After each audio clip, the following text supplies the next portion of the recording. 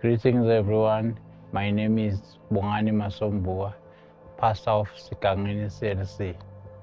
We've started our church last year, June, and now we are having a number of about 60 members coming to our church. I've seen the Lord touching a lot of people in our church, especially the neighboring places. They even now come to our church to be members of the church. So the Lord is doing a lot in our church. At Sikangeni Church, we are having a preschool which has got a number of 20 students, 20 kids this year, hoping that it will grow up as they've seen it in their graduation. They were very happy, the parents, to see how their kids perform.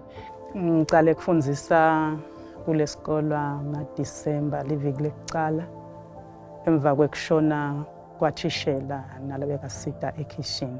Lebito lami ngigugu Geninza, ngingithishela eCLC esigangeni.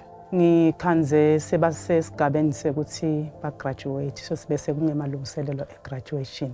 Ku-graduation besina 20 webantwana. Kodwa lebe base ba ready ukuthi siyabakhipha bebangu4. Eliphupho likhona likhulu futhi, as you know, ukuthi na uqala into usuke leliphupho likhulu. Njengoba ubona nje ukuthi sisaqala phasi nekufundza kwethu emadesk uyabona ukuthi side sisese foundation kakhulu, siyaphupha ke lokho ukuthi nathi sifike lesigaba lesingathi sesithuthukile, because nase sifike lapho kwenda lokufundza kube lula kakhulu, kungalethi stress nakwe wena kuthishela.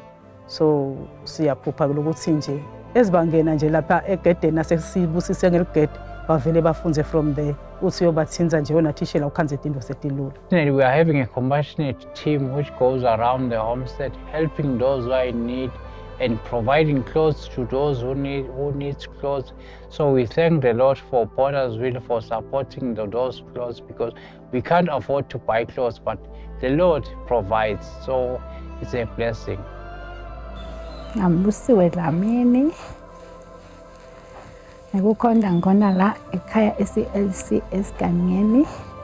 Semfundisi Masombuka. I'm in this commitment team with Pindile and Tobile, whereby we go around visiting homesteads. Ikhona le ifamily lesake sayihambela.